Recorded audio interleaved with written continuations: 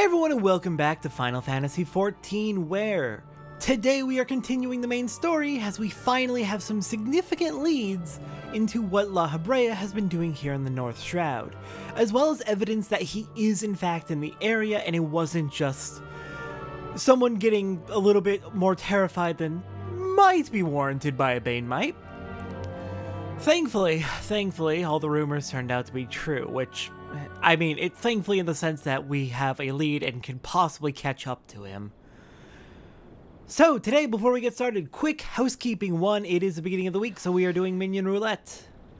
Minion Roulette's going to give us the Black Chocobo Chick. Hello there.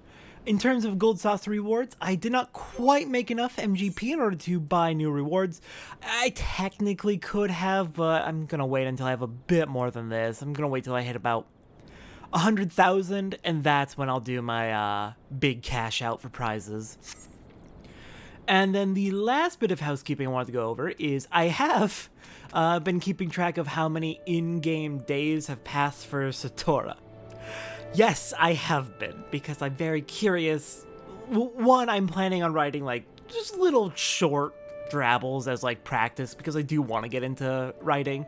I'm planning on writing short little drabbles as practice, just, like, about her from, like, an RP perspective, because, let's just say some stuff in the recent content has got me really interested in RP for Final Fantasy XIV, and we'll get to that in, like, 5 years when we get caught up. But I have been keeping track of how much time has passed for her, and let's see. As of the end of the previous episode, 254 Eorzean suns have passed. And given that her journey began on the 16th sun of the 3rd umbral moon in the 5th year of the 7th umbral era, I have been working to memorize the calendar system. I really like it, actually. It's, one moon is 4 weeks, 1 week is 8 suns, and 1 year is 12 moons. So it's a 384-day year with consistent month lengths. So much better than Earth and the Gregorian Julian calendars. I wish we would do the 13 months of 28 days plus an extra day for New Year's, but oh well, that's not happening. Anyways.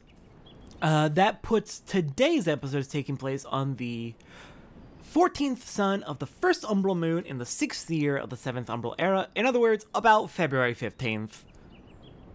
About February 15th, 14th, like, month lengths. I guess since it is 28 days in a moon, no, 32 days in a moon. Yeah, it doesn't map directly, so some days do get doubled. I don't know the exact conversion. But, yeah. It's been about 8 months. It's been about 8 months that Satora has been traveling around, and that honestly seems about right. So then, anyways, with that little ramble out of the way, Ethelmar. Ethelmar wants you to hold on to the button.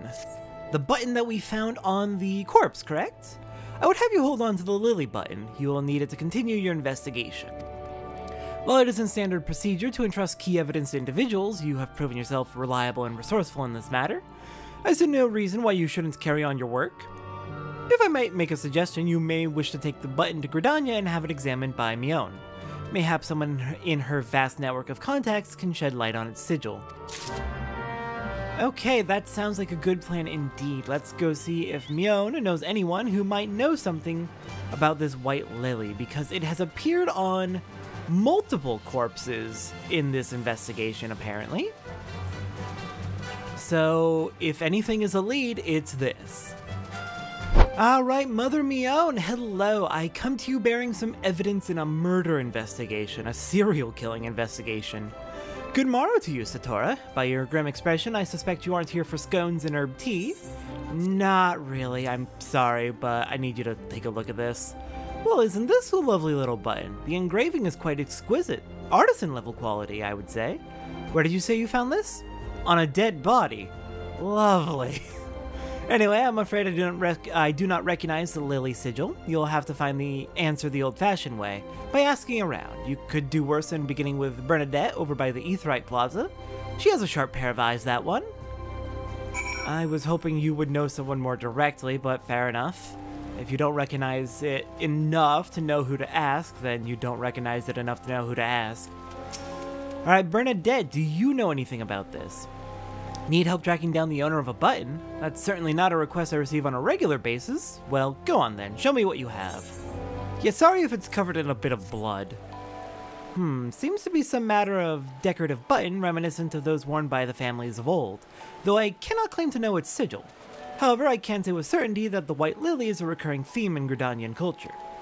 Alas, I do not know who would make a personal sigil of it. If there's a soul in Gridania who does, it would be Sengilid over the Lancers Guild. The woman makes a point of knowing all the citizens on a forename basis. Alright, fair enough, thank you.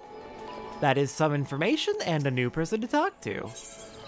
And we've spoken with Sengilid before. I believe we did quests for her. We did a delivery for her on behalf of Bertenant. Bernadette believes that I can help you. Well, that is a rather bold assumption to make. I will try to assist, never you fear, but whether aught comes of it is another matter. Now then, what do you require of me? I'm looking for the owner of this button. Fascinating. Work of this quality is rarely seen in the hands of ordinary Gridanians. The owner of this button is most certainly well-to-do. You may wish to take your search to the Gentry's ward northwest of here. Wait, a memory comes to me. Of late, there has been a man who is perpetually seated at the bench by the ward's entrance. His name is Ursendel, and I distinctly recall seeing a markedly similar button upon the breast of his jacket. I dare say he can tell you a thing or two about it. Alright, there we go. Ursendel, please tell me what you know. I am hoping this is the lead, the breakthrough we were hoping for. Because this is our best shot, and we've got nothing else. Other than wait for more people to die, and that's not a solution I want to take up. Alright then, hello there, Ursendel. I do not believe we are acquainted. Pray leave me to my thoughts. I actually need your assistance with something real quick. It's rather important. The sigil of the Dartencourt family. How is it that you came to be in possession of this button? Recognition! There we go. From the body of a murdered woman, her face, was it marred in any way? Pretty severely. I had feared as much. I can no longer feign ignorance. I shall reveal to you the truth of the deaths, but on one condition. You promise to put an end to my lady's madness and free her from her torment. I'm sorry, you're gonna need to explain a bit. But the explanations will have to come in a little while. Because we are done for the day, we got a new trait, a pretty good trait too. Free Cure grants a 15% chance that after casting Cure, the MP cost for your next Cure 2 will be 0. So actually looking at Cure and Cure 2, it's 400 potency for 450 potency for 400 MP versus 700 potency for 1000 MP. So yeah, Cure 2 is definitely far better than Cure 1. Definitely better for emergencies, but it costs a lot more. So that free Cure, giving a 15% chance of a free Cure 2, that can definitely come in really handy. I'm thinking it might be best around this point too. Let's see. Medica would be healing the party, but if you need to heal just one party member, Cure, with Cure 2 on emergencies or on a free Cure trigger would probably be the best rotation. Anyways, with this complete for the day, next time on Final Fantasy XIV, I believe it is time we wrap up being a conjurer and become something new entirely. It's time to become a white mage. I'll see everyone next time for that.